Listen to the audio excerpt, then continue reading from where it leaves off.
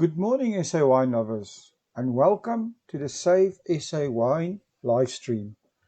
It's Monday morning, it's a new week in the Winelands, and things are exciting.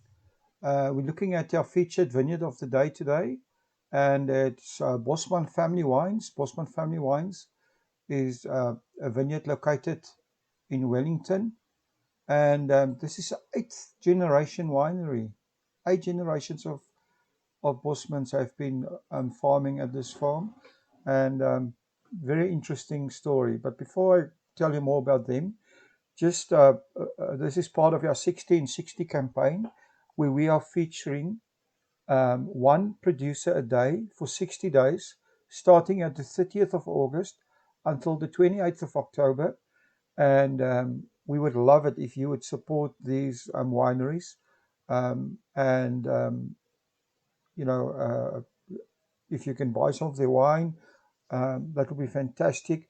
If you can share some of these social media posts on your social media, that would also be fantastic. Like I said, Bosman Family Vineyards is an 8th-generation family-owned business, and their mission is to be a leading ethical producer of premium wines in South Africa and internationally. And they have a family motto that believes in sustainable legacy for generations to come by investing in the progress for better future for all of the employees by following their passions of doing what they love on the land they love. A fantastic story. Go check out their website, bosmanwines.com. That's bosmanwines.com. And it would be great if you can give them a bit of support. Like I said, this is part of our 1660 campaign. Please, when you share these social media posts, use the hashtag 1660, use the hashtag SaveSAwine, and use the hashtag DrinkSouthAfrican. Our website is SaveSAwine.co.za, and please go there. You'll see there's a producer calendar. You can see which producer is featured next. It's SaveSAwine.co.za/60 in 60. And if you could please go to Instagram, like us on Instagram, follow us on Instagram, and please leave a comment. These all help. It's instagram.com/SaveSAwine.co.za. And then again, back, if you are featured producer of the day, Bosman Family Vineyards, their website, bosmanwines.com. We'd love you to go there, go learn more about them, and to support this winery wherever you can. Then the next thing we really want to say is we need to get, it's time for action. We need to get visitors to the Winelands. The picture you see now is the Devon Valley Hotel, nestled in the picturesque Devon Valley, just 6 kilometers outside of Stellenbosch. Perfect place for an overnight stay. And the Winelands is obviously the perfect place for a December holiday. We've made a video called COVID-19, a warning and a wake-up call for the South African wine tourism industry. And we believe that we're going to have unfortunately, an arid tourism winter, tourism summer. We're not going to have a lot of international tourists the way the COVID thing is developing, and we probably will miss out on this season. So our wineries and everyone should be focusing on local tourism. We've created a list on our website, bit.ly/visit Winelands, where you can go see what is on offer currently, and also this is an invitation for our local businesses to come and list their business for free. Then a huge thank you to our sponsor. Our sponsor is the Fishwives Club. They make these live streams possible, and they have running a giveaway at the moment. You can win 24 of their fantastic cans. These are going to be launched in October, and entry is free. All you need to do is go to fishwivesclubcangiveaway.gr8.com. That's fishwivesclubcangiveaway.gr8.com. Enter your email address, and you could be a winner of one of the fantastic 24 of their fantastic canned wines. So that is a case of that. So that's wonderful. A great way for you to get more exposure for your restaurant, your wine, your accommodation, your Winelands experience, or your Winelands business is to use one of your premium service offerings. We do realize that times are tough, and to give a helping hand to our wineries, we've decided to give away a 500 Rand credit to every Winelands business that contact us to kickstart your promotion for summer. You can claim yours by emailing us with your business details as visitthewinelands@gmail.com, and you will be able to redeem this on our media store, where you'll be able to kickstart your promotion for summer. Then also a part of our program is our podcasting program. We've got a featured podcast on every live stream. If you guys want to be, if you're a Winelands business and you want to be featured in a podcast, contact us at visitthewinelands@gmail.com, and we can arrange an interview. It's a great way to get some exposure for your business. Our podcasts are on YouTube, on Facebook, on Instagram TV, on excuse me, on Google Podcast, on Apple Podcast, and also on Spotify. Our featured podcast for today is Melisset Vineyards. Melisset Vineyards was created by the Richardson's family in 1996 from the original farm Dekkers Vlei, which was established in 1693. It's located near Paarl, in the heart of South Africa's famous winelands, just 45 minutes from Cape Town. This vineyard enjoys a spectacular position under the dramatic Klein Drakenstein Mountains, together with panoramic views of Paarl and its famous granite domes. Also, you will learn more about the famous white pinotage, but I'm not going to give anything away. The interview was with Giselle Coetzee. She is the sales and marketing manager at Melisset Vineyards. And now please listen to the podcast.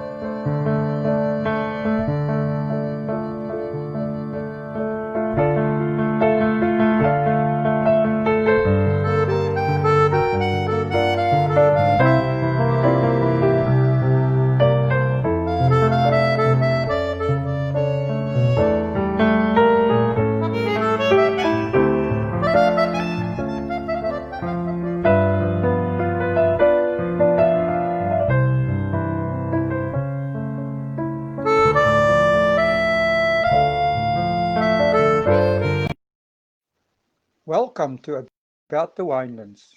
In this show, we will be chatting to leaders, influencers, wine producers, restaurants, and other role players. Tune in every Wednesday, Friday, and Sunday for our latest episodes.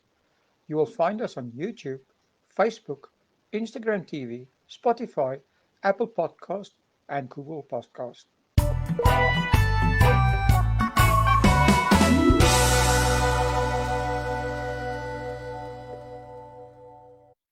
Hi everyone, and welcome back to About the Winelands. Today we are talking to Giselle Coetzee. Giselle is the Sales and Marketing Manager, as well as the winemaker at Melissat Vineyards. Hi, Giselle. Hi, Will. Thank you very much. It's nice to chat with you.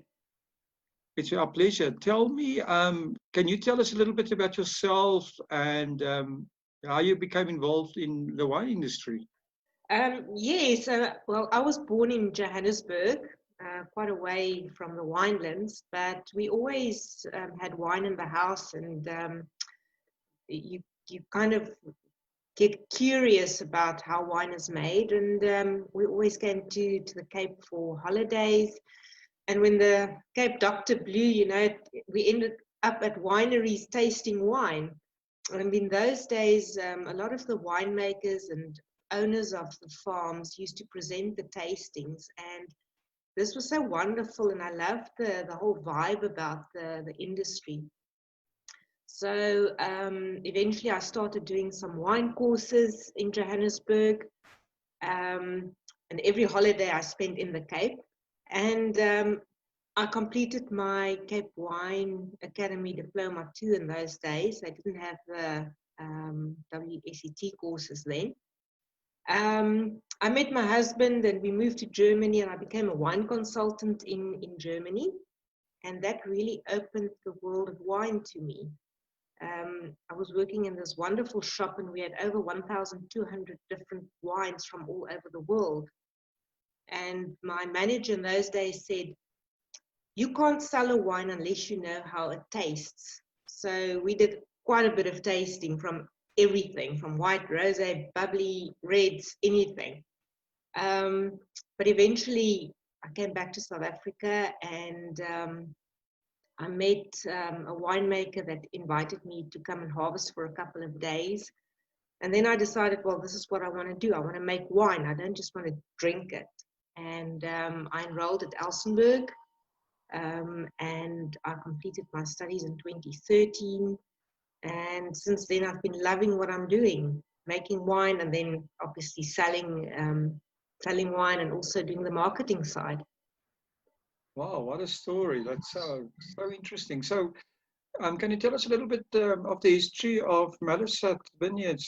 Yes, Melissat Vineyards is a boutique winery in Paarl. It's situated close to the Huguenot Tunnel, so it's the other side of Paarl town. And the farm dates back to 1693, so the original Dekkers Vlei farm. And the current owner, Stephen Richardson, bought the farm in 1997, and he started making wine in 1999. In those days, the farm only grew Chenin Blanc, which was delivered to one of the co-ops here in Paarl. And he then decided, no, I don't want to just make white wine. So he started replanting, and he kept the oldest 2 blocks of Chenin Blanc. The farm is not that big. It's about 13 hectares, and we've got 8 hectares under vine, and then we also have guava orchards. So Stephen, he is a farmer. He's got a farm in the UK, but he doesn't grow grapes there. He grows barley, wheat, and sugar beet. But he's very passionate about wine, so he decided, no, he needs to purchase a farm where he can actually make some wine. And that is how he ended up in South Africa. Oh, what a nice story. So you guys are part of the Paarl wine route, so welcoming visitors to your farm.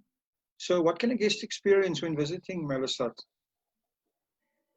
Well, we are very small, so firstly, when people visit our farm, they may see Stephen or myself or one of the other guys working in the cellar there. And when we're all busy, all of us has a turn to be in the tasting room and present our wine. So we're very proud to be passionate and very personal about our wine tasting, and we want people to experience our passion. So when we do our wine tastings, there's always stories to tell about a wine, where it comes from, why we make a wine in a specific style. We also have a Cemetery of Forgotten Wines, which is a bizarre collection of old wines from all over the world and from South Africa that people can view in our underground cellar. And then we also have a couple of food offerings. So people can really just spend the day there in the beautiful farm looking at our mountains. Wow, that sounds awesome. So, your wines that you're producing, can you tell us a little bit more about that, and also your own winemaking philosophy? Well, Melasat is famous for our white pinotage. We were the first in the world to make a white pinotage in 2007. And so people come from far afield to come and taste the wine because first they can't believe that there is a white pinotage on the market. So we like to experiment. We do things slightly different to other farms. And we produce also, apart from the white pinotage, Cabernet Sauvignon. We've got Tempranillo, Viognier, then also Chardonnay, and then an unwooded white blend. We've got a wonderful red blend, and also a Shiraz and a Shiraz Rosé. So our range of wines are quite big for a small winery, but you cover basically all tastes in wine. Our philosophy is that we like to make wines that reflect the terroir of our area. So Paarl is quite a warm area. We've got granite soils. So there was attention to detail when we chose the rootstock and the clones for our vineyards. And we want the terroir to show in our wine, and you can actually taste that. We also, our wine style is European. It's not New World. Stephen, because he grew up on European wines, he always wanted to make wines that can age a bit longer. And our wood component is never too much. That doesn't overpower our wine. It must just add a little bit of elegance and complexity to our wine. So that's so interesting. So, especially the story about the white pinotage, where did this idea come from? Well, the white pinotage, yeah, we made it, well, Stephen made the first barrel in 2007. And in the late 1990s, early 2000s, red pinotage was hammered in Europe, especially in Britain, for having rubbery and acetone flavors. And I think our South African palates were just used to those flavors, and we thought, well, that is what pinotage is about. But the British wine connoisseurs said, no, that is a wine fault. And a lot of research was done on that, and it is actually a winemaking fault. But Stephen's train of thought was in those days, well, those flavors are on the skins of the grapes. So if I eliminate the skin, let's see what happens. So he made the one barrel and he sold it at a wine show in Joburg, the content of that barrel. So thought, well, maybe there's a market for this. And then slowly he increased the production. And since 2012, we haven't produced red pinotage. What an amazing story. So, where are your wines sold? Mostly in South Africa, I presume, or are you exporting? Both really. Locally, our wines are available in more specialist wine shops. We also, it's also available in the Eastern Cape, where we're doing quite well with our wine. Also in Gauteng.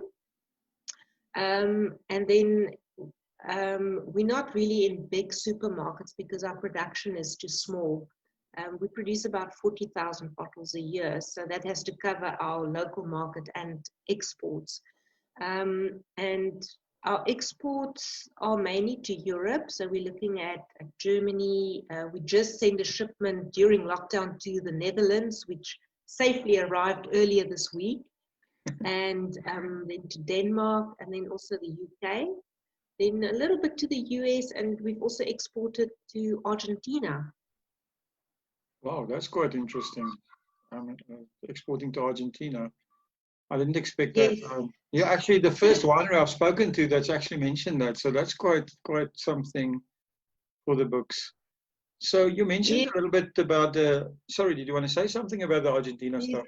Yeah, that was an interesting one because from there our wines eventually ended up in Peru as well. So we've been in touch with some sommeliers and wine shops in South America because of that one export to Argentina, the original one.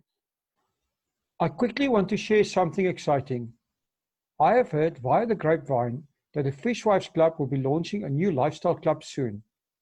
If you have not heard of the Fishwives Club yet, just know that you are probably missing out on the sexiest wine label out there. To stay in the loop, please quickly go and follow them on Instagram. The Instagram handle is at the Fishwives Club Lifestyle. Let me repeat that, at the Fishwives Club Lifestyle. Now, on with the show. So you mentioned the lockdown, and we know that the coronavirus has forced almost everyone to rethink their business models. Do you guys have any changes or any new ideas in place? Well, this this whole lockdown influenced everyone, and um, the first couple of days was quite a. You feel like you're in a maze and you can't get out of there because you make a plan and you start working on it, and then things change. So one thing that we've learned is that you have to be able to adapt quite fast, and that how important relationships are. And we were lucky that we started selling direct to customer. That's a new avenue that we explored beginning of the year. And that really worked for us during this. So a lot of people were ordering online. Also how it's different communicating with your customers in a digital way. So now you have to really rely on social media to get your message across. People can't taste your wine, so you have to kind of tell a story um, and make it a little bit visual. So we developed a social media plan, which was kind of in the pipeline, but we had to put it together quite fast to just reach our customers all over the place.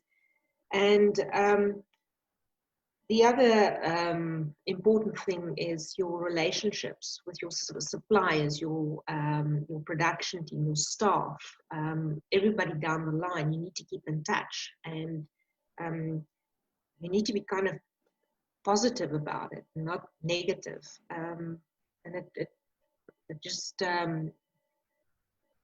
it actually developed quite a few relationships, which was nice for us. That's quite interesting. So do you think that social media is going to become more important going forward for your marketing? It will, yes. Because we're such a small team, we have to be able to do everything. And because we couldn't get people to the farm, our tasting room manager, Alzan, she used to do a little bit of our social media, but now she's just doing social media. And it's not just posting doing normal posts on Twitter and Facebook. It was also putting videos together and making it more interesting. And our fellowship on those social media platforms really grew over the last 8 weeks, which we are very happy about. So we gained a lot of new followers, and people actually ordered wine. So that was very positive for us. That is awesome. I see you also have a wine club. So can you tell us a little bit more about the wine club? Yes, the wine club started about 2013, and it is expanding at the moment. And it's nice that people join, and it's quite easy. People can join, and they only have to buy 24 bottles a year. But we also have a wine club day. So if people order the allocated amount of wines, we invite them to that to the farm, and basically we entertain our clients where we will launch new wines, and they will get access to some of the experimental wines, which is not for sale in the trade. So we try to keep it very interesting for the wine club. And we've got quite a few members all over the country. It's not just here in the Western Cape. So in future, because of now all of this as well, we were thinking to not just having an open day at the farm, but also do it in the various provinces where we can invite our wine club members to come and join us and meet us and taste some new wine. I think that's a clever idea, because I think the local market for everybody is going to become so much more important with possible tourist restrictions as well. Yes, and apart from that, because I travel quite a lot, and Stephen as well, the owner, we go to these areas so they can come and basically meet the winemaking team. And it's not just a marketing person or a local agent that comes and do the wine tastings. It's actually some people from the farm, which I found over the years actually works quite well to promote your product, not just to rely on your local agent or representative. Yeah, I think that personal touch, Matt, you know, for every brand just are starting to matter so much more, you know, in our modern day, and especially now that people are, like you said, things like social media, to actually engage with your customers is becoming an art. It is, and it's becoming more difficult because there's so much competition out there. Every winery wants to get their wine on a shelf or in somebody's home. So the personal touch really means something to the clients, especially when they're far away. Yes. So, Giselle, your wine journey, what is the most important thing that you've learned? Well, through the years, it's for me from a winemaking side is to understand your terroir, because we want to make wine that actually speak from that area. It must be very distinct, and it takes years to know your area and your parcels in your vineyards. So it's an ongoing learning curve, really, and it's a wonderful journey just to learn about that. And in our area, we've noticed with a couple of farms in the area that there's a very specific flavor profile where we are, which is totally different to the other side of Paarl. The other thing that is always also important for me is the relationships that you build over the years. Doesn't matter who you talk with. The wine industry is actually a very positive industry, and people are always willing to help and share ideas. And especially like a difficult harvest, you can speak to other winemakers and they will share their ideas and how they solve their problems. And that is very important. And it's a wonderful journey that in itself. Yeah, I agree with you. The one thing I've learned by interviewing a lot of winemakers and people in the industry over the last few weeks is that the wine industry seems to be extremely collaborative. People are not shy to work together and to take hands. Yes, that is one of the reasons why I really wanted to get into the wine industry. My first harvest that I did was the famous winemaker. I'm sure I can mention his name. Yes, please do. I met David Nieuwoud from Cederberg many years ago, and one day I got a call and he said to me, he's looking for a female winemaker to just come and help during the harvest for a couple of days. And I said, yes, I'll definitely be there. And that just was amazing, that somebody would actually share that information and not be shy to bring people that he doesn't know from anywhere into his cellar and to come and help to make wine. And that is how I would like to be. You need to share, you need to educate people on wine and help one another, because this is what it's about and this is how we will succeed. So are you finding that young people are, the younger generation are interested in wine and the industry? Yes, not as much as when I was younger, But there's a lot of young people that will come and talk and say, what is it like? What is the industry like? Is there a future in the industry? But I find that young people are probably a little bit more careful in what they drink. I mean, the whole trend is changing. So it means that we also have to adapt to what the young people are looking for and what they are drinking. But from a job perspective in the wine industry, it's very diverse. You don't necessarily have to make wine. You can be in marketing. You can be in one of the other industries that supplies the wine industry, like barrel suppliers, like suppliers that supply all the products for winemaking, yeast, and all those things. It's very interesting. So you don't have to physically get dirty and work these long hours during harvesting. And I don't think people understand this actual size of the wine industry. I think that's very, very true. So the question I asked to everyone is to actually give us a wine quote. So can you give us your own wine quote or your favorite wine quote?